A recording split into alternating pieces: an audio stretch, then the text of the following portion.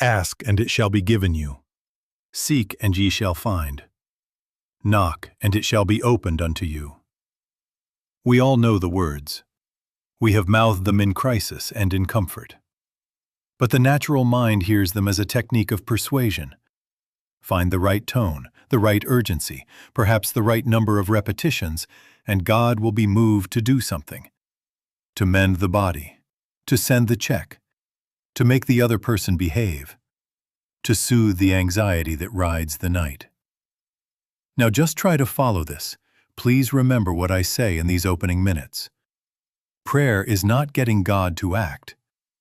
Prayer is waking up to what God is.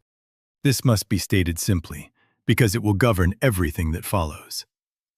The world treats prayer as transaction. Offer words, anxieties, even promises in order to secure outcomes.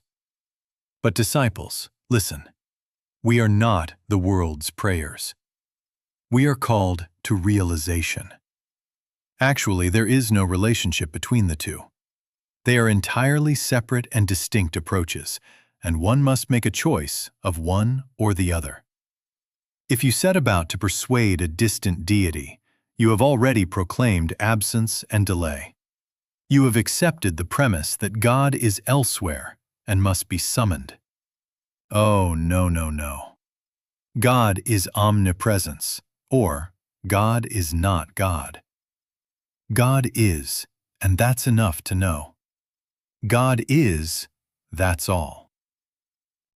Now follow this. If God is omnipresent being, what sense does begging make? Who is asking whom to come where? If the fullness of God is the very life of your being, what is the receiving that Christ promises? Please remember this point. Receiving is not God sending. Receiving is consciousness awakening. It is not a package from heaven. It is the unveiling of heaven here. The first evidence is not a changed circumstance, but a changed atmosphere. The peace that silences fear. And in that silence, the outer harmonies arrange themselves because the cause has been recognized as presence. We are going to be very practical with this.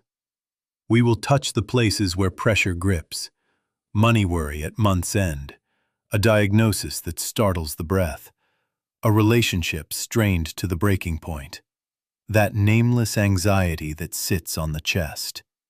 But we will not convert prayer into a tool of fear, nor will we attempt to move a reluctant power. Never believe that your pleading changes God. Pleading only tightens the knot around your own heart.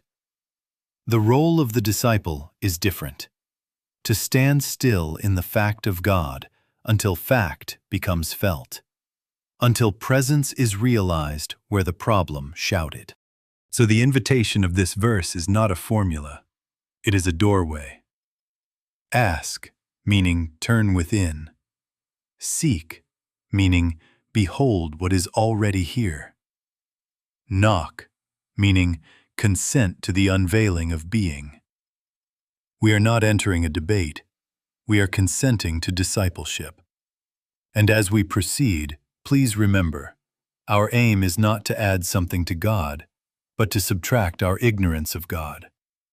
In that subtraction, you will find the promise keeps itself. Now then, let us make the line of cleavage plain, because on this point, the whole way turns. There are two things that pass under the single name of prayer, and actually there is no relationship between the two. They are entirely separate and distinct. One is petitioning a power to do something about a condition.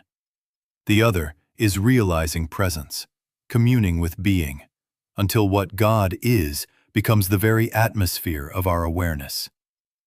Please remember this distinction, because if you confuse them, you will be forever wavering between hope and disappointment. Petition assumes absence. Petition assumes reluctance.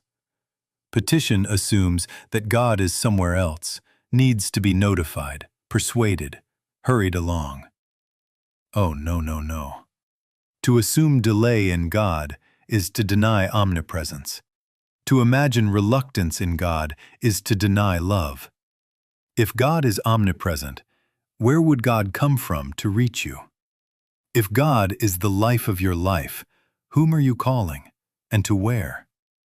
Can omnipresence travel? Can infinity be late? You see the hidden insult in begging. It proclaims a separated self addressing a separated deity. And in that very proclamation, we shut the door we are knocking upon. Now follow this. In true prayer, we do not say, God, change my situation. We say, Father, reveal thyself here. Not, send me supply, but show me the supply that thou art. Not, heal this body, but be thou the life that is my life, the health that is my being. Not, fix that person, but let me behold thy image where personality seemed to stand. Do you feel the turn? One speaks to effect phenomena, the other abides in principle. One hopes for improved appearances, the other consents to reality revealed. But, someone says, I have petitioned, and sometimes it has worked. Yes, and sometimes a fever breaks the hour you swallow a sugar pill. Sometimes the crowd's emotion lifts you for a day and drops you the next. Sometimes circumstances, by their own tides, move in your favor, and we call it answered prayer. Without principle, you can hope for results, but you cannot count on them. Please remember, our way is not episodic luck. When you come to spiritual living, it must be something you can count on, because it rests not on emotion, not on coincidence, not on mass suggestion, but on God as God is. What then is the principle? God is being, self-existent, omnipresent, all in all. Never believe that God is a helper occasionally intervening.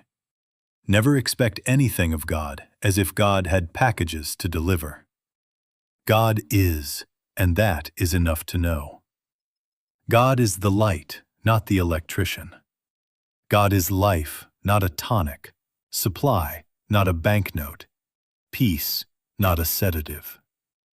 Therefore, prayer begins exactly where petition ends, in the recognition and realization of God present as the only cause, the only law, the only substance.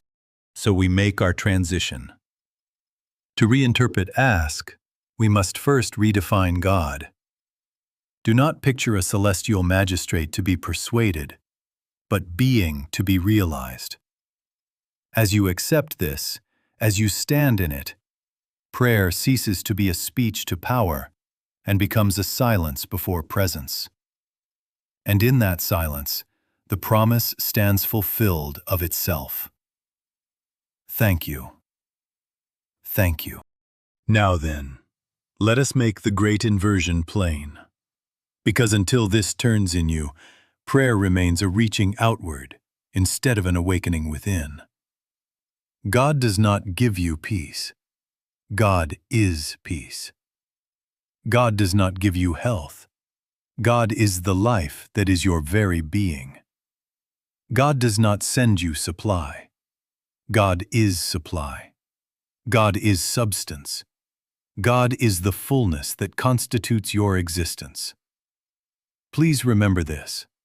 When you think in terms of gifts sent from a distant giver, you postpone everything to a future moment and to an elsewhere place.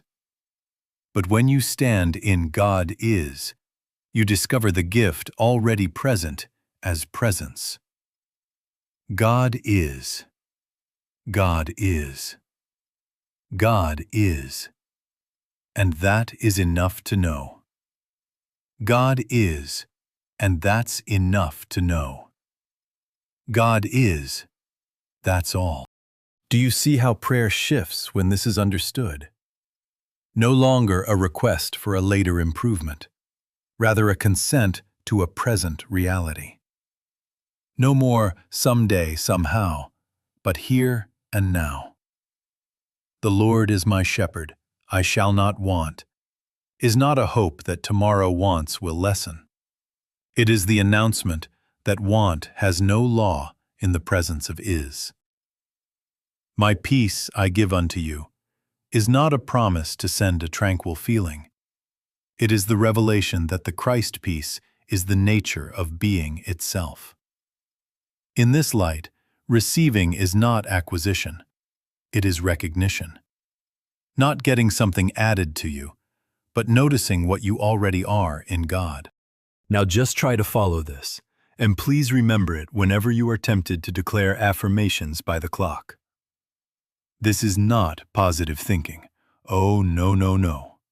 This is not the human mind asserting dominance over matter. This is the surrender of the human sense to spirit. Not mental manipulation, not suggestion, not an effort to force outcomes by repeated words. It is the yielding up of I, me, mine, the boasting, the fearing, the calculating, to the quiet fact that I of mine own self can do nothing. Be still and know. Yield and find. Silence the personal sense and behold infinite being showing forth as the very form of what you called health, as the very sufficiency you named supply, as the very calm you called peace. The false object of prayer has always been to improve a human life conceived as separate. God, fix my condition, enlarge my storehouse, polish my personality. In that way we keep alive the very dream that torments us, that there is an I here and a God over there, and between us a space to be bridged. Oh no. The true object of prayer is awakening out of separation into union, out of a self trying to get into the self that is. We are not trying to make a better mortal. We are consenting to be the immortal expression of God. Identity shifts. The branch discovers the vine and ceases its anxious thirst because life is realized as oneness.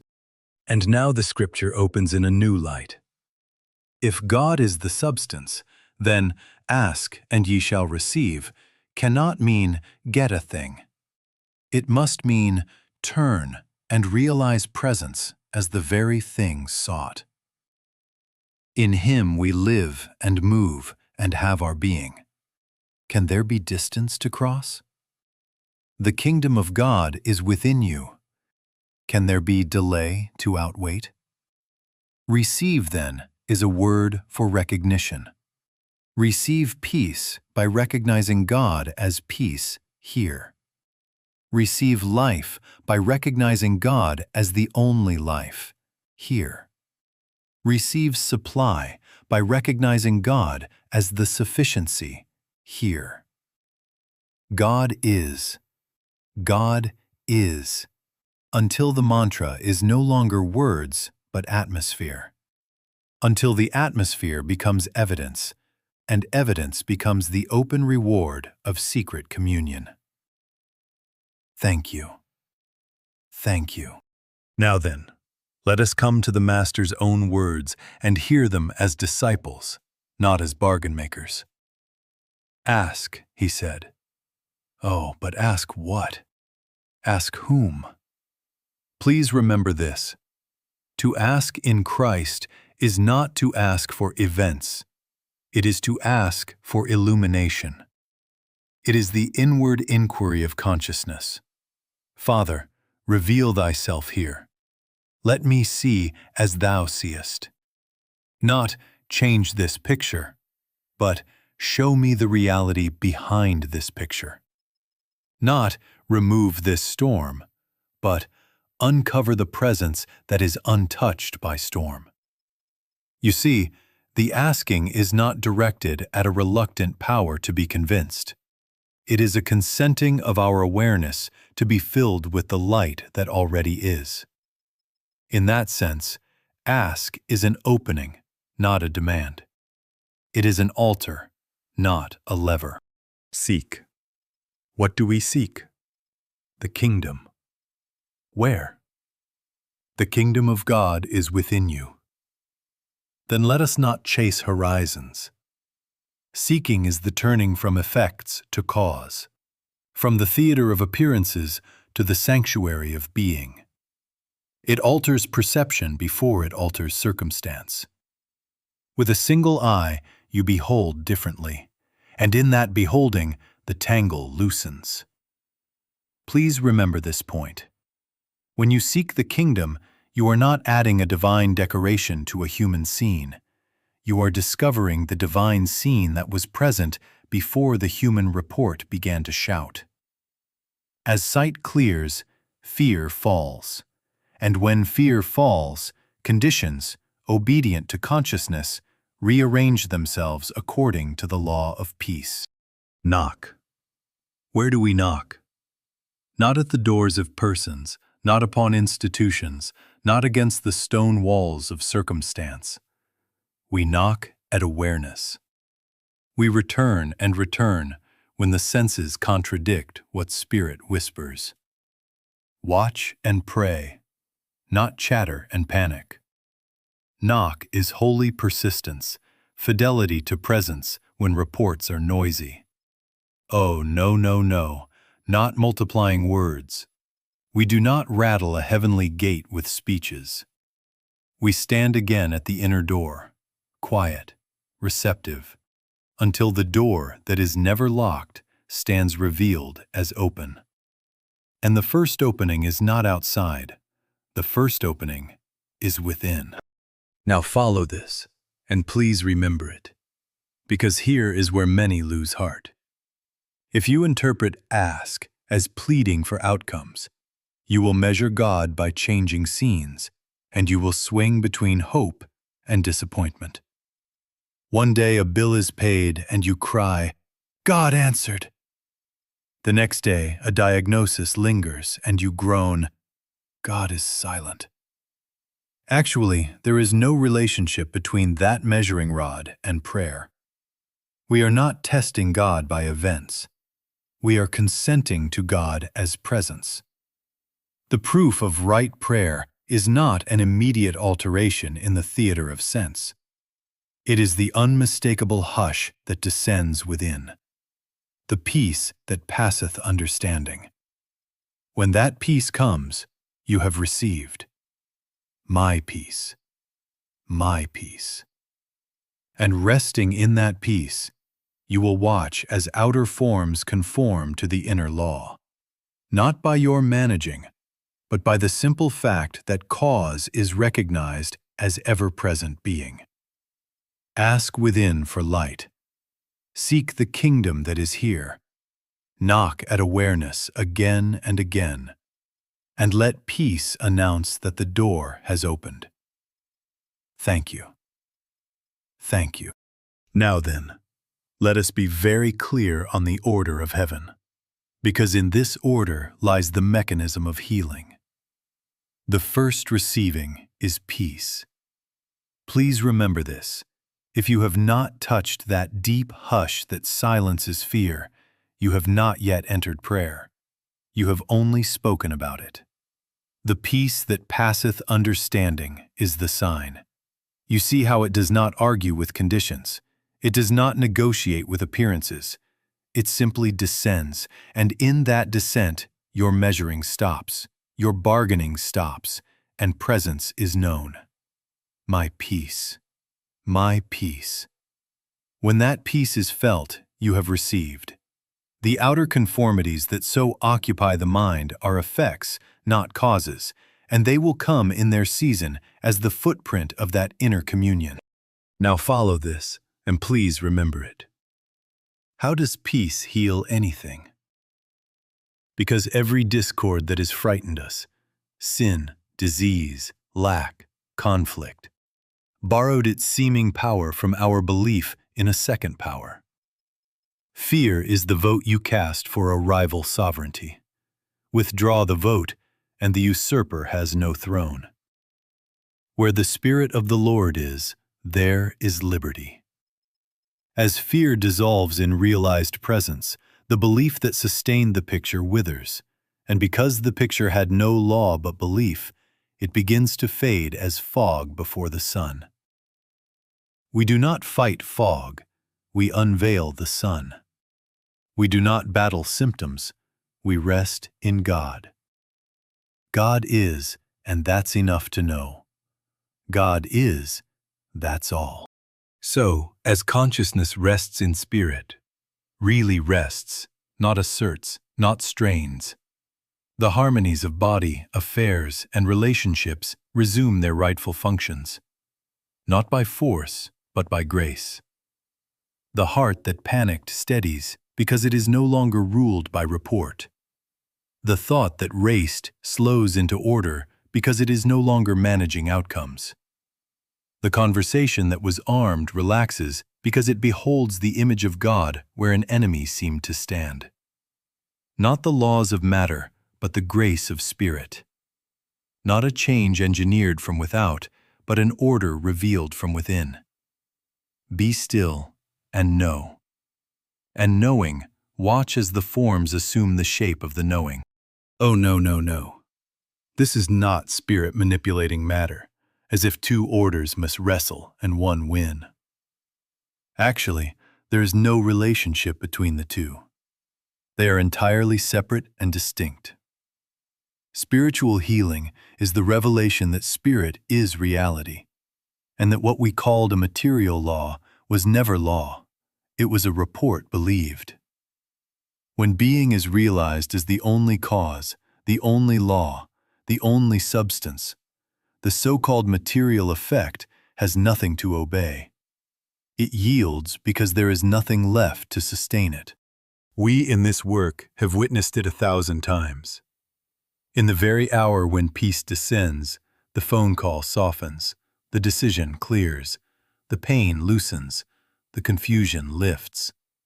Not because we have told God about a problem, but because we stopped telling God and listened. My peace. And resting in that peace, forms fall in line, as night follows sunset, as tide follows moon. Not by your management, but because cause has been acknowledged as omnipresent being. Now then, I know the question already rises, almost with a cry. But what about my urgent need right now? We must face that squarely. Only let this be fixed in you before we go there. The surest sign you have received is peace. The outer result is its footprint. Refuse to reverse the order, and you will not be trapped by appearances. Thank you. Thank you. Now then, let us face the hour when the pulse quickens and the breath shortens, and the mind cries, now, now, now. In that very moment, the old reflex rises like a tide, and you find yourself negotiating with God. If only this turns, I promise I will. If only this pain stops, I swear I will. Father, please, by tonight, by morning, by the 15th. Please remember this and try to follow closely. That bargaining voice is not prayer. It is fear speaking in religious grammar. It is the hidden belief that God is absent and must be hurried, that God is reluctant and must be coaxed. Oh, no, no, no. God is not waiting to be convinced. God is waiting to be recognized. Urgency, unless it is met by understanding, always converts prayer into commerce. We count symptoms as if they were coins. We check the balance every hour. We rehearse the worst as if memorizing a script could protect us from it. In doing so, we make a small altar to the condition and bow before it. That is idolatry. Subtle, pious, but idolatry all the same. Because it grants authority to appearances and assigns to God the hopeless task of wrestling them down. Actually, there is no relationship between the two. They are entirely separate and distinct. Spirit is reality. Appearance is report. If you enthrone the report as law, you will kneel to it, and call that kneeling prayer. Now follow this, and please remember, because here is the disciple's alternative. We do not deny the human scene. We do not grow cold or indifferent. Compassion remains. Tenderness remains. Intelligent action, as required by the moment, remains. But we refuse to enthrone the evidence of the senses as final. We turn, quietly, inwardly, decisively, away from the clamor of effects to the stillness of cause. We say, not with lips moving 100 times, but with the heart settling once, Father, reveal Thyself here. We let the picture be a picture, and we consent to see the presence that is untouched by pictures. We do not time God, we yield to God. We do not shout at the wind, we enter the sanctuary and find the air of peace. God is, and that's enough to know. God is, that's all. Do you see how this dissolves the bargain? The anxious mouth closes because there is nothing to trade. The stopwatch falls from the hand because omnipresence does not travel. And in that hush, which is the first receiving, the panic loses its fuel. Fear had been feeding on your reverence for appearances. Now, deprived of worship, it thins. Take no thought, said the Master, not because human life has no demands, but because thought cannot add 1 cubit to stature. Only presence reveals the stature that already is. Please remember this rule for the hour of emergency. Never let urgency define God. Let God define the hour. Refuse the premise that God is late. Refuse the premise that appearances are sovereign. Stand even 2 minutes, until some degree of hush descends, and then move as you are moved, not by fright, but by peace. In our next step, we shall take up the asking that is not a speech but a single-pointed turning, a way to enter receptivity without a syllable of pleading. For now, fix this within you. When fear invites you to bargain, decline the contract and recognize presence. Thank you. Thank you. Now then, let us take up the practical asking, because if this remains vague, you will be tempted to return to speeches. Please remember, the asking is a single-pointed inner act, not a long recital. It begins like this. Relax. Relax mentally and physically in the assurance that here and now, God is. Let the shoulders drop. Let the breath be easy. Let the forehead soften. No effort, no straining for a result. Simply this turning. Father, reveal Thyself here. Then a few realizations, few, not many, allowed to settle rather than to persuade. Thou art here. Thy grace is sufficient. Thy presence is my life. And then, silence. Be still and know. Oh, no. Do not make a ritual of phrases. If the mind wants to multiply sentences, quietly refuse its bargain. Asking is not a torrent of words. It is a consenting of awareness to be filled.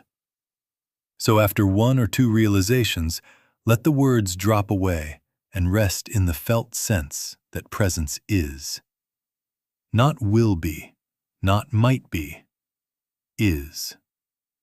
If another brief realization rises of itself, let it rise and set. God is, and that's enough to know. God is, that's all. Let that be atmosphere, not argument. In a few moments you will notice the subtle shift. The breath quiets, the edges soften, the compulsion to manage lessens. You are entering communion. Now follow this, and please remember, because here is where many grow discouraged. Thoughts will intrude. A worry about time, an image of the bill, a memory of the doctor's words, a flash of anger at a person. Do not fight them. Fighting grants them power. Let them pass as you would let a street noise pass when you are intent upon music. And then knock. Return gently to the inner door. Again, thou art here. Again, ease the body, release the forehead, notice the space within the chest, and rest. If thoughts intrude 10 times in a minute, return 10 times. This is holy persistence. This is the knock that is not noise, the fidelity that refuses to enthrone appearances. Please fix the difference in you between affirmation and realization. Affirmation, as commonly practiced, tries to change God or to hypnotize the mind into a more favorable outlook. Realization yields. It surrenders thought to truth until awareness grows transparent and presence shines through of itself. You are not trying to stamp new sentences on the mind. You are consenting to have no sentence at all except the silent is of God. One speaks to get, the other beholds to be. In that beholding, the hush descends, and that hush is the first receiving. My peace, my peace. When peace appears, even a measure, stop the words entirely and rest in it. Do not reach from that peace to add a request. Dwell in it. If the session is only 2 minutes, let it be 2. If longer, do not time God. Simply abide until you know that you know. And then, as you rise, move as you are moved. Phone the person. Pay the bill you can pay. Take the next intelligent step, but now under the law of peace, not under the lash of fear. The asking has been fulfilled as realization, and outer order will follow as the footprint of inner communion. In our next step, we must take up the moral hygiene that protects this delicate work. For if you parade it, it evaporates. If you boast of it, ego steals its fruit. Secrecy, humility, the refusal to perform spirituality. These are not manners, they are law. Enter into thy closet. The Father that seeth in secret will reward openly. We will take that now. Thank you. Thank you. Now then, let us take up the word of the Master, not as a pious ornament, but as a working law. Enter into thy closet, and when thou hast shut thy door, pray to thy Father which is in secret, and thy Father which seeth in secret shall reward thee openly. Please remember, this is not moralism. It is mechanism. It is not that a closed mouth pleases a capricious deity. Oh, no, no, no. It is that silence removes the personal self, the talker, the explainer, the manager from the field, so that awareness may be occupied by presence alone. The closet is not a room. It is the inward stillness where there is nothing to perform, nothing to defend, nothing to persuade. In that stillness, the Father is evident, and because the Father is evident, the effects appear openly without your parading them. Consider why publicity ruins the work. When you rehearse your troubles to gather sympathy, you bind your consciousness to the picture. You thread your identity through the drama until it is your drama. When you announce your triumphs to gather applause, you hand the glory to a little self that did nothing and can do nothing, and at once you have shifted from principle to person. Actually, there is no relationship between the two. They are entirely separate and distinct. Spiritual demonstration belongs to God as being. Human display belongs to the ego as performer. The one deepens realization, the other revives separation. And separation is the only sickness there ever was. Please remember this paradox, for it is a gate. Be grateful if you have no understanding. His understanding is infinite. Be glad if you cannot outline the method, the date, the instrument, because every outline is a rope you tie to effects, and effects are not cause. I of mine own self can do nothing is not an apology. It is the key that opens the closet. Every attempt to glorify or even to protect the human self will deprive us of God's help. Not because God withholds, but because we have filled the chamber with the noise of I. Be still and know. God is, and that's enough to know. God is, that's all. Now then, practical hygiene. Keep the work inward. Refuse the habit of narrating the problem. Each retelling is an anointing of the very image you wish to outgrow. Do not confer about your fear in order to feel momentarily lighter. Confer with the Father who sees and knows before you speak. When peace comes, even a measure, do not rush to post it, boast it, or schedule your testimony. Let the hush ripen. Move under it. If change appears, let it be noticed, not announced. If someone asks, speak of principle, not of your prowess. Of God is, not I did. The Father rewards openly. You need not manage the reward, and you dare not handle the fruit with personal fingers. Secrecy guards the root. Humility keeps the sap flowing. Then the tree bears of itself. This is not secrecy from compassion. It is secrecy from ego. We are not hiding from love. We are hiding the personal sense from stealing what belongs to God alone. Enter thy closet.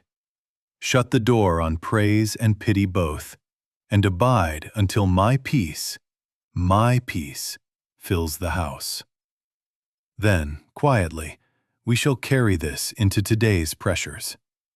Money that seems thin, a report that startles, a conversation tight with blame. We will apply ask as realization. We will meet cause as presence, and watch the open reward that follows the secret God. We will take that now. Thank you. Thank you. Now then, let us take a present, ordinary test case, the very kind that has been visiting your doorstep. A bill whose date stands like a sentinel, a report from a physician that startles the breath, a rupture in a relationship where words have cut too deep. Different costumes, one fear. Watch how quickly the mind begins to bargain. If this clears by Friday, I promise. If the numbers change, then I'll. If she will apologize, I will forgive. Please remember this. That is not prayer. That is commerce. It enthrones the picture as power and sends you to God as negotiator. Oh, no, no, no. We will not outline the problem to God as if God had not seen it. We will not time the infinite. We will return to cause. Enter thy closet.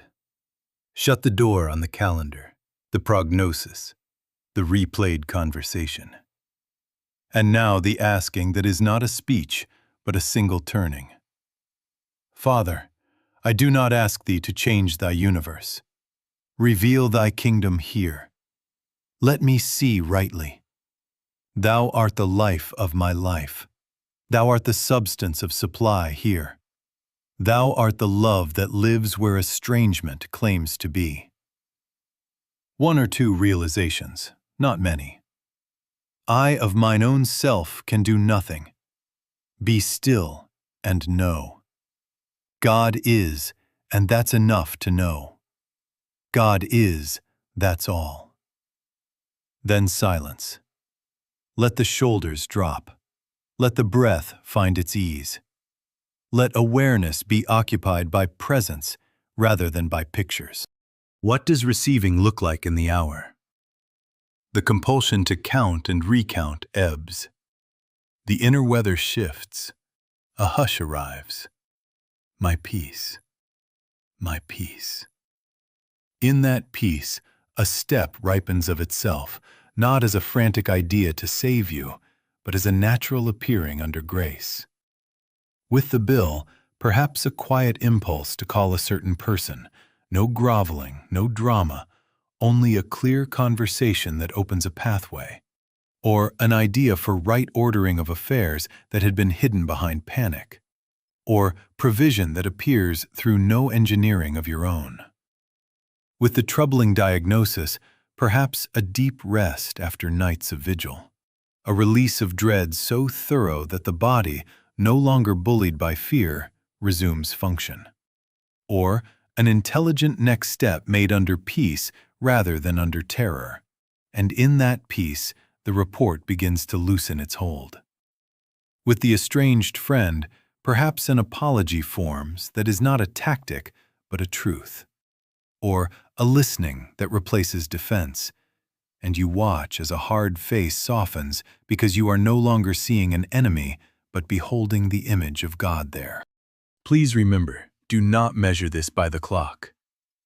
The outward adjustment may come at once, or it may unfold in orderly fashion. But the cause is one and the same: presence realized. If you return to timing and tallying, you will revive fear and hire it as manager again.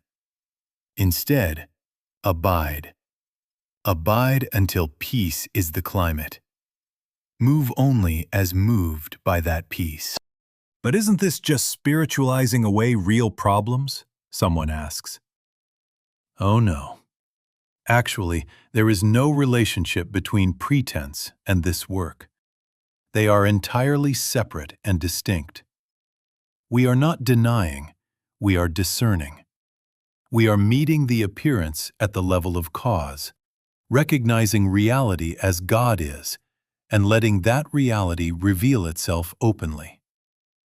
In our next step, we shall make that distinction plain, so that you may never confuse escapism with law. For now, take this demonstration into today. Ask by realization, receive as peace, and watch as the open reward follows the secret God. Thank you. Thank you. Now then, let us clear away the most common charge thrown at this way. You are denying reality. Oh, no, no, no. Please remember this distinction. Denial is an attempt to look away from need. Discernment is the capacity to see through it. We do not ignore bills, diagnoses, or strained faces. We refuse to grant them divine authorship or ultimate power. Judge not according to the appearance, but judge righteous judgment. That is, discern the reality that is present where the appearance claims authority. Denial pretends there is no storm. Discernment discovers the presence that is not in the storm at all. And in that discovery, fear loses its argument. Actually, there is no relationship between escapism and this work. They are entirely separate and distinct. Escapism seeks sedation. Discernment seeks revelation. Here is the law, and fix it in you. God is not a power over error, as if two forces wrestled and one must win. God is the allness that leaves no second presence to compete. Therefore, error is not overpowered. It is unveiled as non-power. Ye shall know the truth, and the truth shall make you free. Not the pressure of your words, not the intensity of your wish, but the light of presence itself, my peace, collapses the borrowed authority of fear. For fear had only as much breath as we gave it. Now follow this boundary, because it will save you endless wandering. The world seeks improved conditions. The disciple seeks the kingdom. The world adjusts effects. The disciple realizes cause. The world says, "When this changes, I shall have peace." The disciple says, "When peace is realized, this will reveal its rightful order." We are talking not to the world, but to disciples. Please remember, to seek the kingdom is not to grow careless about life. It is to let life be the governor of thought and act, so that the steps you do take are taken under grace rather than under duress. And let us correct a subtle cruelty that sometimes hides under zeal.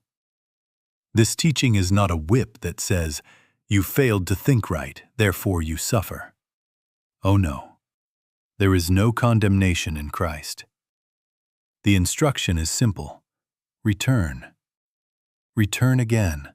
Knock again, until peace is established. If you lost the hush at noon, begin again at 12:05. If the night trembles, turn once more. Father, reveal thyself here. Not by effort, not by self-blame, but by fidelity to presence. I of mine own self can do nothing. The Father that dwelleth in me, he doeth the works. Let that end the accusation and begin the practice. Now then, a simple rhythm to carry this word through your week. Each morning, before the world speaks, enter thy closet for 3 minutes. Ask by realization, "Thou art here." And be still until even a measure of hush appears.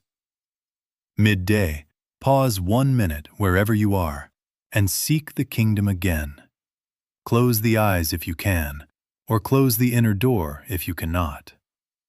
Evening, knock once more, gently, briefly, until my peace touches the edges of your thought. Once in the week, give a Sabbath hour to silent abiding with no requests at all, only the consent to presence. Keep it secret. Let the Father reward openly. And through the days, meet each appearance with this refrain: God is, and that's enough to know. God is, that's all. In our final step, we shall gather this into a clear rule of life. Ask, seek, knock, so that peace becomes your climate and harmony its open fruit. Thank you. Thank you. Now then, let us gather this into a rule of life so simple you can carry it in your pocket, and so exact you can trust it in the dark. Please remember, the purpose is not to add strain to your hours, but to install peace as your climate. Morning, before the world lays a single finger on your thought, enter thy closet for 3 to 5 minutes. Ask by realization, not by speech, "Thou art here." 1 or 2 recognitions, "Thy grace is sufficient. I of mine own self can do nothing. Be still and know." Then silence, until even a measure of hush comes. Midday, wherever you are, return for 1 minute. Eyes closed if possible, inner door closed if not. A single turning. Presence is. Evening, before sleep, release. No rehearsing of failures, no bargaining for tomorrow. Place the day in the Father's hands and rest. Into thy hands. Thy will is peace, and I consent to peace. Shut the door on memory and forecast alike. Your final word is hush. Map the verse to your steps, and it will guide you on a rainy street at night. Ask. Turn inward for revelation. Not a list, not a plea, but a consenting to see God where the mind saw a problem. Seek. Maintain kingdom consciousness through the day. Let short returns reset the atmosphere. 15 seconds if that is all you have. Emmanuel, God with us. Knock. Persist whenever sense testimony returns with noise. Do not argue the noise. Do not hate it. Do not fear it. Return, return, return, gently, faithfully, until my peace is again the governor of thought. That persistence is the knock the Father answers openly. Please remember the single allegiance this requires. Do not mix prayer with manipulation and then wonder why the wine tastes like water. Oh, no, no, no. Begin with presence as first resort, not last. Let decisions, conversations, and remedies arise under peace rather than drag peace in as an afterthought. Actually, there is no relationship between bargaining and prayer. They are entirely separate and distinct. Refuse to time God. Refuse to terrify yourself with forecasts. Refuse to engineer outcomes with one hand while affirming truth with the other. One hand only. God is my sufficiency, my law, my life. In that single-pointed reliance, what needs to be said will be given. What needs to be done will be done. Under grace. And now, the seal on the door and the refrain for the road. God is, God is, God is. Not, God will be if this changes. Not, God might be when I deserve it. God is. That's enough to know. Receiving, then, is awakening, not acquisition. It is the dawning recognition that the gift is the giver, and the giver is here. As this becomes your habit, peace ceases to be a visitor and becomes the household. Harmony follows peace as surely as shadow follows form. It cannot do otherwise, because cause has been acknowledged. Carry this law lightly, but keep it exactly. Short periods of quiet realization, brief returns through the day, nightly release. Ask by turning, seek by abiding, knock by persisting. Let your life be lived from the gift instead of chasing it, and watch the Father, which seeth in secret, reward openly. Thank you. Thank you. Now go in peace, and let the Father, which seeth in secret, reward openly.